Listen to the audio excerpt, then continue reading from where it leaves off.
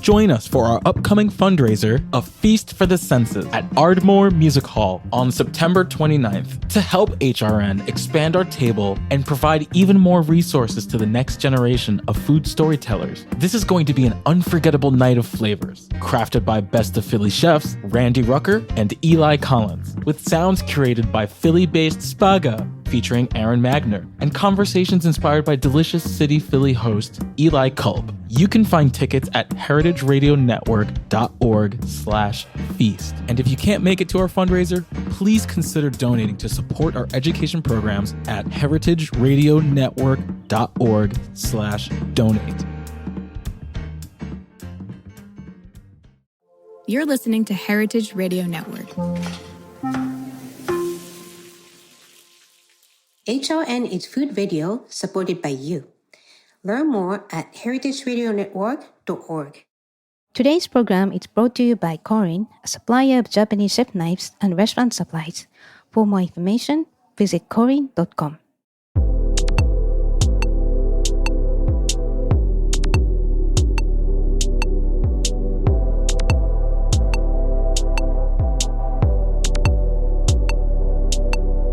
Hello, welcome to Japan Eats. I'm your host Akiko Katayama, a food writer and the director of the New York Japanese Culinary Academy, which promotes a deep understanding of Japanese cuisine in America.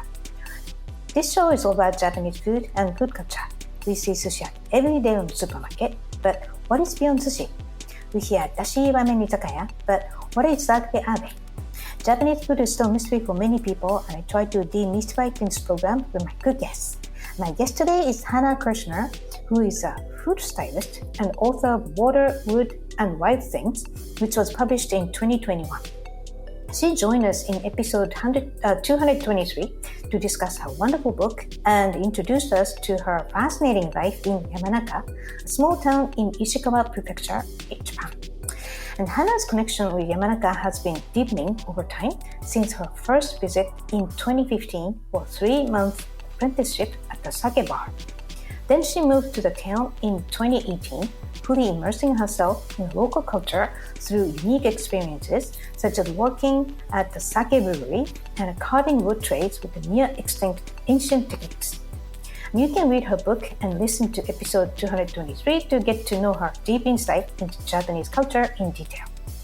Hannah is back to the show today to talk about her ongoing exciting project in Yamanaka, which is rebuilding Kominka. There's no strict definition, but generally speaking, Kominka means a residential house over 50 years old with classic value. Like in many other countries, depopulation is becoming an issue in Japan, and as a result, vacant houses are abundant in nationwide Japan. So in other words, in those depopulated areas, you can find Kominka, lots of charms at very reasonable prices. And Hannah happened to find a great one in Yamanaka and bought it in 2021. So today we'll discuss why Hannah decided to buy an old house in a rural area in Japan, how she found an ideal property, the joy and challenges of renovating the house in an eco-friendly manner, her advice to potential Kominka owners, and much, much more. But before we start, Japan Eats is available on the Heritage Radio Network website, as well as on iTunes, Stitcher, and Spotify as a podcast. So please go to iTunes, Stitcher, or Spotify, whichever you listen to, and subscribe to Japan Eats. And please write a review. We really appreciate your feedback. Now let's start a conversation with Hannah Kirshner. Hello, Hannah. Welcome back to the show. Hi, Akiko. What a wonderful introduction. Thank you. That's all you're doing. So much happening in your life always. So this is exciting. So for listeners who have not listened to episode 123, where are you from and how did you get into Japan and eventually move to Japan, and specifically the small town of Yamanaka? So I grew up in a small town outside Seattle, North Bend, Washington. Some people may know as Twin Peaks from the television show that was filmed there. And so, I grew up on a small farm near the mountains in Washington State, near Seattle. As you may know, the Pacific Northwest, there have been Japanese people there for over 100 years who came to work in the timber industry and railroads and farming. And so there's a lot of influence of Japanese culture in Seattle and even in the rural areas too. I suppose that's probably what sparked my interest in Japan, that this was just sort of around But when I was in high school, I often would hang out at the Kinokuniya bookstore in Seattle and discovered a lot of artists that I really loved through books of their work. And I went to art school, and around that time I decided, well, if so many of the contemporary artists that I'm interested in are Japanese, then I should go to Japan someday. So I started studying Japanese language and made my first trip to Japan shortly after I graduated from art school. As we talked about the last time I was on your show, and I tell the story in the introduction to Water, Wood, and Wild Things, I ended up coming to Yamanaka in 2015 to apprentice at a sake bar for a few months. And at the time, I was just planning to write an article about that experience. I was already doing food journalism then, food and travel journalism. I just fell in love with this town and met all these fascinating people, farmers, craftspeople, artists, hunters. Decided to come back and write a book about the material culture of the town, the people literally making the town's culture and community, how their work all weaves together into the community. Mm. Right. Well, what's really amazing about, really enjoyed your book, and it's amazing how much you got deep into the community. And of course, that's your personality. And also like a mutual, right? Like there's a trustworthy relationships, and they're open. It's really a rural town, but people are really open to you, and you're open to new things. So yeah, it was a great book. And I really think that the book summarizes the whole community, Japanese culture in rural area, and who you are, really. Japan, and especially rural Japan, can seem very closed because everything is based on relationships and trust. But the flip side of that is once you have the trust of a few people, all these doors open because it's like, oh, well, if so-and-so vouches for you, then I trust you too. So that's really kind of what opened the doors for me here, to have all these experiences, like working in the sake brewery, so to be clear, I worked in a sake bar when I first came here, and then later worked in a sake brewery, actually making sake as research for the book, for Water, Wood, and Wild Things. But I really enjoyed the work, and then they asked me to come back. And so I've continued to work there part-time almost every winter for, I think, 4 or 5 years now. Wow. Amazing. So you are indispensable existence for the brewery. That's the only brewery in Yamanaka, right? Yeah. I don't know about indispensable, but lately I've been too busy with my writing work to help out there as much as I'd like. But they call me if there's a snowstorm and nobody else can get there, or if somebody calls in sick. So it's a nice contrast to sitting at a desk and writing. Right. Well, speaking of, now you have two bases, in Yamanaka and Brooklyn, New York as well. So it sounds like you have lots of flexibility with your work location. And so to summarize, what do you do? You've been always in food and arts. So do you work mostly as a food stylist or author or something else? Well, I've been spending more and more time in Japan and less time in New York. So I'm not doing much food styling anymore. That's something I was doing in New York, where there are so many publications and ad agencies based there. So for people that don't know, food styling is preparing the food for photo shoots and working with the photographer to make it look beautiful and style the shot to look good for advertising, cookbooks, online recipes, magazines, things like that. At the same time, I've been working as a writer, doing freelance food and travel writing for magazines, newspapers, and actually also writing about art, architecture. I kind of sum it up as I write about the things that people make and why and how they make them. So that can include the history, the cultural influences, their personal motivations for what they make. Yeah, so lately I'm doing more and more writing and not so much food styling. So where can we find your articles? I'm sure people wants to know all about what's happening and what you're reporting. I've collected my favorite ones at my own website, hannahkirschner.com, but I recently wrote a story about Kaga. So Yamanaka, the town I live in, is part of an area called Kaga that has 3 onsen towns, and I recently wrote about Kaga for the New York Times. So that's one way you can kind of learn about this area. I did a radio piece for The World about Wajima artisans who were displaced by the earthquake on January 1st. So there was a huge earthquake on the Noto Peninsula not far from here earlier this year. And that area is really known for its traditional crafts too. And so I did a radio Right. story about some of those artisans who have actually moved here to Yamanaka and how they're trying to restart doing their work making lacquerware. Right. Well, actually, that's a good point. That when we call Japan, it's being a high tech, skyscraper, like modern technology and anime, but the rural area of Japan is so beautiful, and the earthquake hit Noto Peninsula, and it surrounds. It's a Kanazawa city, beautiful Kanazawa. It's there, and it's just a very many faces that you can see in Japan. It's really someone like you introducing that charm to the world is very important. So speaking of, how do you describe Yamanaka for listeners who have never been to, have no idea what kind of size and demographics of the community and scenery and whatever you love about Yamanaka? So it actually reminds me a lot of my hometown in that it's a small town sort of surrounded by mountains. It's very green. There's just so much it's very green with moss and ferns in the forest, and there's a little bit of agriculture, rice fields. A lot of people just have their own sort of private rice fields, not necessarily selling the product.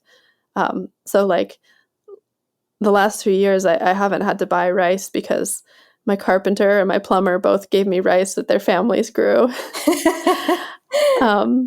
It's like most small towns in Japan, it's definitely an aging demographic. Most of my neighbors around my house are probably over 70. There's the amount of young people in the area are few enough that it feels like we all know of each other. Actually, I joined a project called the Kaga Mirai Salon, like the Kaga Future group that's young business owners, and young they have defined as between 20 and 60 years old. Well, it's a national movement, kind of. I think I saw many young groups, people, and with depending on the the group, but the younger generations trying to bring back rural area into some energy back to the areas, and Yeah. I think it's a beautiful thing. It's really interesting to see. I think this area, especially because it has this long tradition of crafts, making wooden lacquerware, like wooden cups and bowls and things like that. I think that craft tradition then attracts a lot of artists too. So there are young people who come here to learn that craft and then go into something that's more like fine art. But also, as you say, like I think it's happening everywhere in the world that some people are really reconsidering how they want to live, and maybe a so-called slower life in the countryside, although I've heard the joke that there's no slow life in the countryside because you always have to go to some sort of community meeting or chat with a neighbor or cut the grass. Oh wow, yeah. Well, that's been really missed, right? The whole, like, again, community interactions and digital nomad. Before and after COVID, everything's changed, and you can work anywhere, but you are really totally potentially isolated if you want to be. So that's, I think, it's a good trade-off rather than feeling very lonely. That's a social issue now in many parts of America and developed countries, and where, who knows. So yeah. So how about your exciting Kominka? That's you describe, right? It's in the middle of this kind of age community and depopulated community. So well, first of all, what is Kominka by definition? I said there's, generally speaking, it's over 50 years old, and then there's some classic values in the house, and it's not like cheaply built and it's just 50 years old. It's not a garbage. It's some value, classic value, right? So Yeah. it's kind of vintage. I don't know what the official definition is, but I think of a Kominka I actually think of a Kominka as being older, like around 100 years old, but I think it's more about a traditional building style and architectural style, right? Like Kominka, it literally means an old folk house, right? So tends to be this post and beam construction, mostly with joinery. The walls are tsuchikabe, which are earthen walls, bamboo lattice with clay soil mixed with straw pressed into it, and that can be finished with plaster shikui. And you think of like tatami mats, although that's actually maybe more recent in the past 100 years or so. I think that everybody would have them. But my Kominka, when I got it, and this is the case a lot of the time, you've got a toilet and a kitchen that were updated in the 1960s. The upstairs bedrooms where the brothers had lived were fake wood paneling with, spray paint and guitar stickers on them and drop ceilings. I found some men's magazine from the 60s tucked up above the drop ceiling. So, yeah, I spent the last few years just kind of stripping away the 80s, the 70s, the 60s, stripping the house back down to what was probably there in the 1920s when it was built. So I have the Kominka, and then I actually got a second house next door nearby that I bought for $3,000. And that house was built in the 60s. So the layout of the house is less traditional, but the construction and the materials are very similar. And one of the neighbors actually told me that the trees for the little house that I live in came from the mountain right behind the house.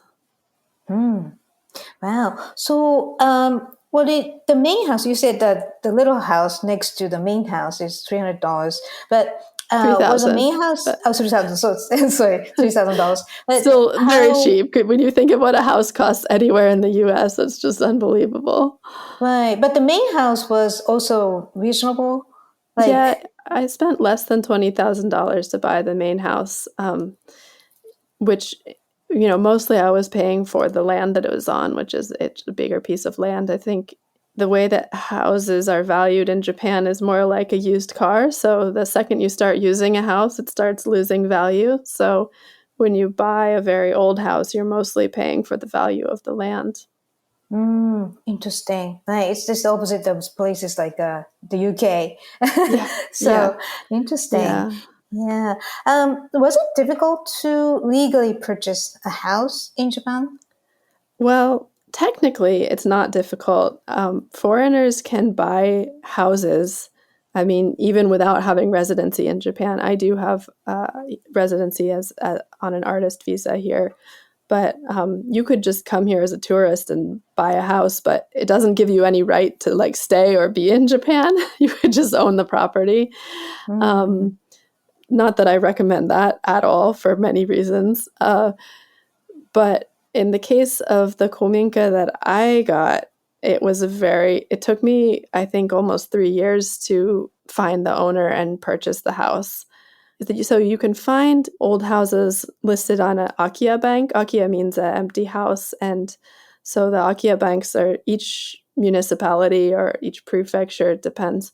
They run these listings of empty houses. But my house was not listed on the Akiya bank. I was just walking around neighborhoods in Yamanaka and I found this house that looked like it was empty and I really fell in love with it. It was surrounded by nature, but within walking distance of the town where there's the onsen, the public hot spring baths, and the vegetable shop, the butcher, the little shops and restaurants. So the idea of being able to live surrounded by nature, but still walk or ride my bike to do errands or go out to dinner just seemed ideal.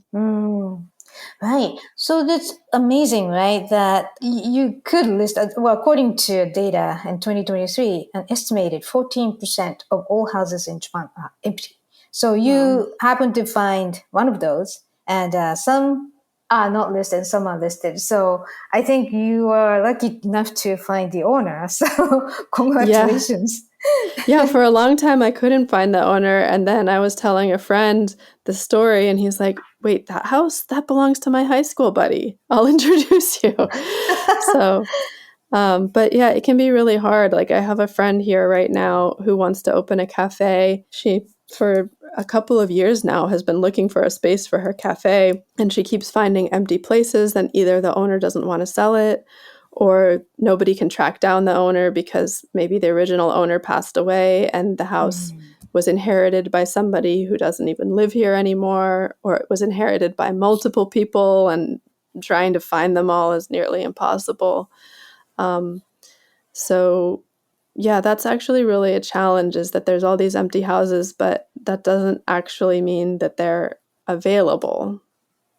Interesting. Wow, that's good to know, right? And you really have to be connected and It look up really someone. helps. I mean, both of my houses, that's coming from New York, that sounds like such a crazy thing to say. Both of my houses sounds ridiculous to me still. But anyways, the home that I'm living in and the Kominka, which I'm planning to eventually make into a business, I found them just through word of mouth and directly approaching the owners. Neither of the owners was thinking about selling. I don't think they even imagined that they could sell their old houses. Wow, So, interesting. yeah.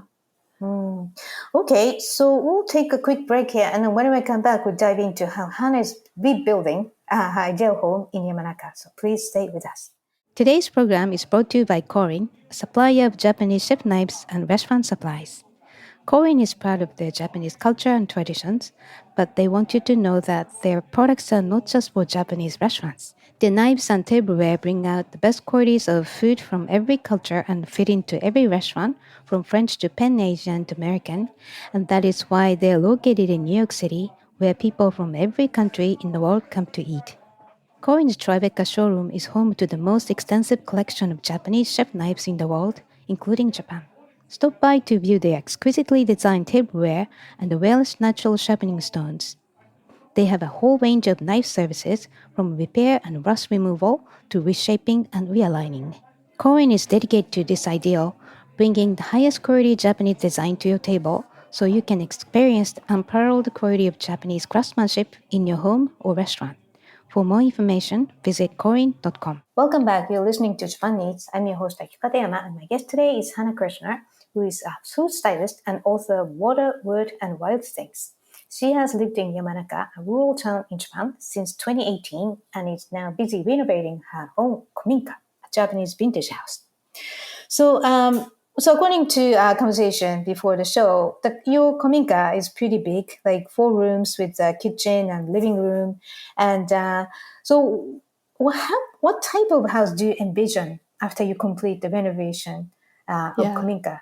Is it classic Well, it's Japanese even or bigger than that. It's huge. It's so there's like 4 traditional sort of tatami mat rooms on the first floor, and then another big room with an irori, the sort of sunken hearth in the floor, and then cool? upstairs a second floor with a similar footprint. This very cool room that was above the irori, where the walls are all blackened by, decades and decades of smoke, and they used to raise silkworms in that room. I found all the equipment for raising silkworms, and there's mulberry trees around the house, which the mulberry leaves would have been food for the silkworms. Yeah, and then there's like a storage area too, the kitchen, and then like a big shed that used to be for like lumber and gardening tools and things like that. So, part of what attracted me to the house is the traditional architecture and materials, and the fact that it's built with materials that mostly just came from the land around it. I think that's really beautiful. So I want to preserve that and rebuild in a similar style as much as I can, at the same time as making it a modern and useful space. So, but yeah, I'm not interested in like trying to make it like an antique, just everything perfectly preserved as like how it was in the 1920s. But at the same time, I want to respect and honor that traditional original architecture and materials. Well, you are a professional artist too, so I'm sure you have a lot of details you want to realize in your house. But at the same time, your goal is to build an eco-friendly house. You said that at the end of the last episode, so I never forgot about that. So, how challenging is it to renovate the house? Because it may not be easy to follow the modern American style eco housing principles, because Japanese old houses tend to be not tightly built with lots of woods, for example. Yeah, it's a different way of thinking about an eco house because, as you say, it's very different than the concept of like a American or European style eco house. But the fact that it's mostly built with natural materials, things that came from the nearby land and will eventually return to that land, that's a very ecological way of building. And those materials didn't travel far, they weren't shipped from far away. So I really want to stick to that as much as possible, but I'm finding that that can be very, very expensive to do. So it's challenging to kind of stick to my vision and principles for what I want to do with the house, and at the same time get it done in a timely and affordable way. So, I really didn't want to use plastic very much at all, but there are definitely some applications where it's hard to avoid plastic, especially just plumbing or certain things. It's just like there really isn't even an option for a natural material, or if there is, I don't know. So I'm working with this amazing local carpenter who is really familiar with traditional techniques, which are also regional, right? So he knows the regional vernacular style here extremely well, and he's really an artist and has a gift for mixing new and old materials and aesthetics and techniques. He's introduced me to a lot of cool ideas, like using German wood fiber insulation. But, he made the point, it's like, well, if you paint some polyurethane on the wood that's under the house, yes, that's a synthetic material, but if that makes the house last hundreds of years versus 50 years, like, well, which is more ecological? So, the answers aren't always straightforward. Right. I think probably you're kind of proposing a new style of eco, right? Because you can't be perfect. You have to optimize what's available, what's possible. And I'm sure new materials are keep coming out to the market. But as of now, the cost and the effects, you have to really weigh in too. And also you have to make your house livable. No, it's you found a good partner, right? The like-minded carpenter, and it was the aesthetics, and also the eco mindset, which I think is very important because you can't just work with classic carpenter or totally modern, like American style minded carpenter. So you really got lucky again here to find that kind of rebuilding partner. Yeah. Well, the other thing that's shifted is originally I thought I was going to live in part of the big house, but now my plan is to stay in the little house, which is a very manageable, comfortable size for one or two people. And then the big house is actually going to be a kitchen studio, so a space for culinary retreats, culinary workshops, community events around food. So friends could gather to make umeboshi or miso, things like that traditionally or typically like were made as a group or are more fun to make as a group.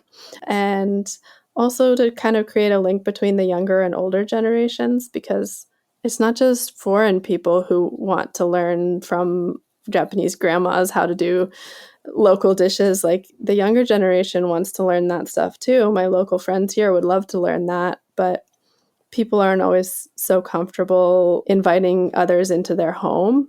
So I want to create a space where it's comfortable for people to cook together and exchange culture, whether that's new and old, local and foreign.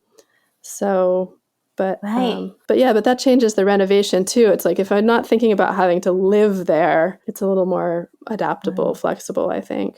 Right. Wow, that's a big shift in the plan, right? It's just a temporary little house living, and now, it's like but once I started living in the little house, I was like, this is great. This is kind of perfect. and big house is a lot to like maintain, to heat and cool, to clean. So, Right. yeah. Yeah. Wow, that's great. And so I think the idea of introducing, the traditional food processing, and also I think you naturally uses the local ingredients, right?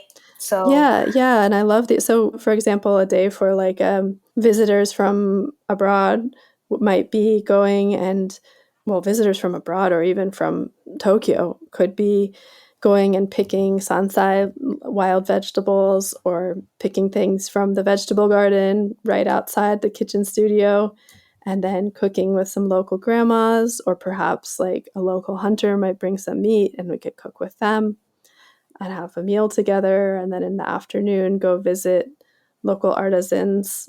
And so that could be like a one-day experience or those could be like week-long retreats for a group.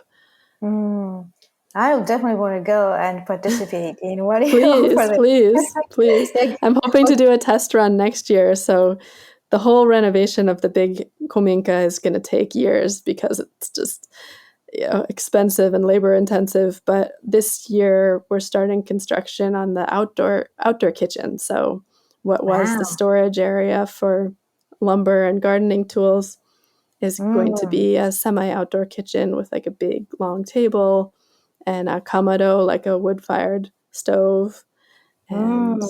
that'll just open right up onto the vegetable garden. Oh my God.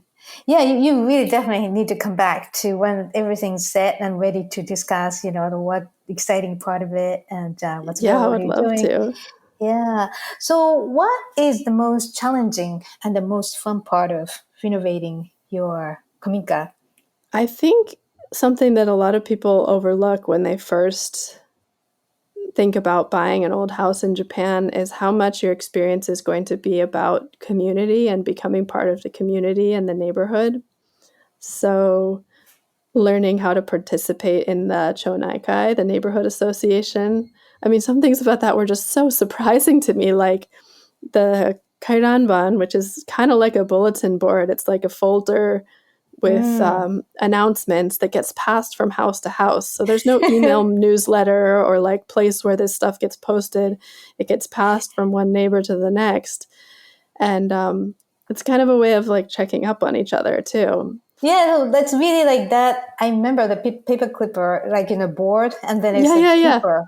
And there's like yeah. printed and handwritten names and the gender, and you really literally go knock on the door. Here's this week's or something like very Totally. manual. I don't think that that's necessarily the case anymore in like Tokyo or big cities, but No. in the countryside, that's still the system.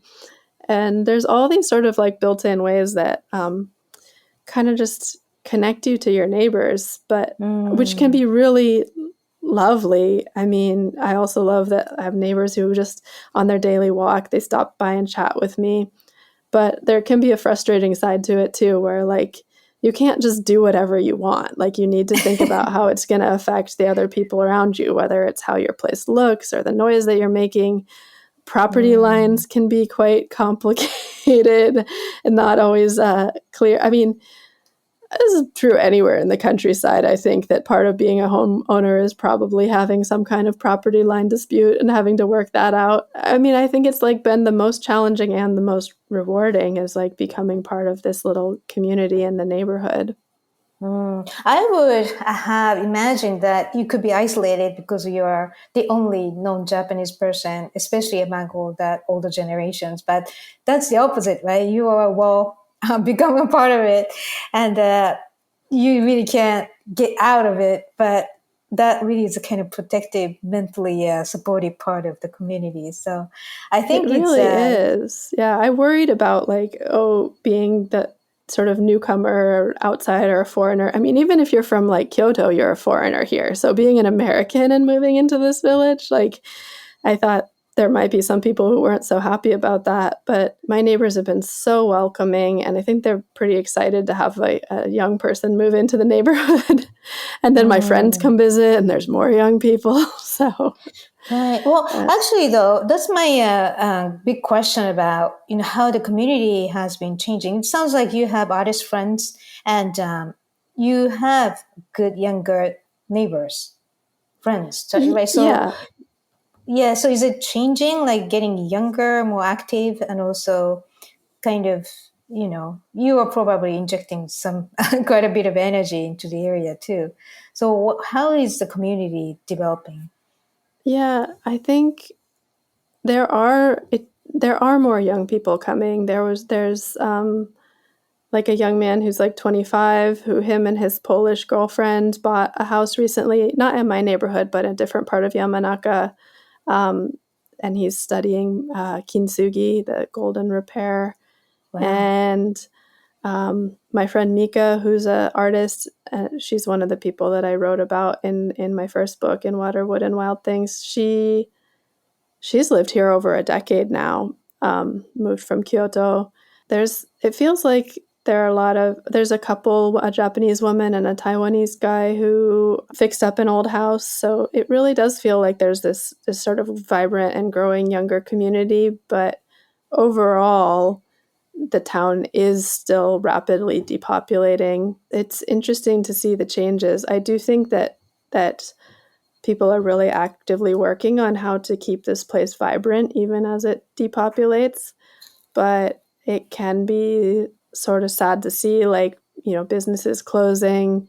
There used to be it was like a sports complex and an onsen and a michinoeki, how would you like a Oh, yeah. roadside station kind of, that just closed last year.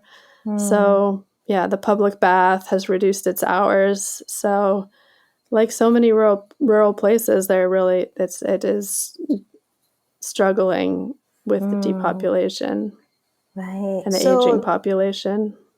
well, it sounds like for people like me living in New York, I see different issues of people priced out, and then younger generations even cannot live because it's so Yeah, expensive. So that's the opposite issue. So if some of our listeners probably may be interested in buying Kominka and become your neighbor, so what's your advice to those people who are interested in, maybe moving to Japan, buying Kominka, and have a nice, beautiful life in a rural area? sure. I mean, my biggest piece of advice is to get to know the community that you're joining. Like, ideally, even before you move there, to spend some time and figure out what kind of place it is. Start to gain the trust of the people that are going to be your neighbors. That's going to make things a lot more smooth. And just to expect that if you take the time to learn the social systems and participate in them, it just makes everything a lot easier. The other thing is, it's true that the houses are very cheap, and if you're willing to live in a fairly rustic way, it can be very cheap. But many people find, you see a house and it's still got the tatami mats and furniture and all the stuff from the people, and it looks like, oh, I could just move in and start living here. But once you start maybe pulling things away, clearing it out, you find like, oh, the boards are rotten here, or like the plumbing's broken here. So it can end up being a lot more expensive than what you initially think. But there's also a lot of opportunity. Like, as you said, places like New York, it's not possible for most young artists, creative types, to live there anymore. Or if you do, you're going to spend all your time hustling just to pay rent. So there is a lot of opportunity in places like this to live a life where the cost of living is lower, so you can spend more time, whether it's farming or making art or pursuing something else, or if you want to start a business, the overhead to get started is much lower. So I think that part can be very exciting, that people are definitely in the rural decline also finding opportunity and maybe reimagining these towns. Right. And also, I think increasingly more people discussing isolation due to the internet, and you can do anything on your fingertips. But, the kairanban, they're talking of passing around a paper clipboard, that kind of natural connection with other human beings, I think it's really healthy. And it's kind of you discover, oh, that's how you connect with people. I think that's a big part of it, because a lot of people have mental health issues, and it's becoming more openly discussed, especially among younger Yeah. generations, right? So, yeah, it sounds like it's your experience really a beautiful place. And now your plans sounds like inviting other people to experience that in your new renovated Kominka. So, yeah, that's exciting. So, what are your plans and dreams? My plans and dreams. Well, I'm excited to get this kitchen studio started and see once we have that space, how that evolves. As you say, being able to invite people, whether it's from abroad or locally, to share and learn food culture. And I'm working on a new book, which I'll be able to tell you more about maybe next time we talk. And yeah, continuing to do freelance journalism, writing about things that people make from food to architecture. So Right. I've got my hands full. I'm pretty busy. Yeah, and I don't know. You do something new all the time. So next time I see you, you might do something additionally, doing something new. So Yeah, I keep have me too many posted. new ideas. Lately, I've been like, oh, maybe I should start a flower farm. I've got all this land and Yeah, why not? so Right? who knows? Yeah. Yeah. Okay. So yeah, definitely. I want you to come back and give us update. So when Oh, can I we? always look forward to talking with you. Yeah, we've been known each other for was before you went to Japan the first time. Yeah. So Yeah. right, almost 10 years. So Yeah. well, thank you for your always this kind of inspiration you give me. So yeah. So where can we find your updates online and on social media? So I'm at Sweets and Bitters on Instagram. That's sweets, the letter N, bitters, hannahkirshner.com. I post all the articles and podcasts and things like that I work on. Yeah. So I use the same at Sweets and Bitters handle on other social media platforms too, but I'm most active on Instagram. And your beautiful website, hannahkirshner.com. Right. So, okay. So thank you so much for joining us today, Hannah. And sorry, you are early in the morning in Japan, Yeah. which we didn't expect, but yeah. So hope you have a nice sleep. Thank you. Yeah. Gonna have a second sleep now, maybe. I don't know. Maybe I should take advantage of being up early before it gets too hot and go cut the grass or something. I can hear the cicadas starting, so I guess that means it's a summer morning. Wow. Right, in hot summer before it gets hot, you get things done like farmers.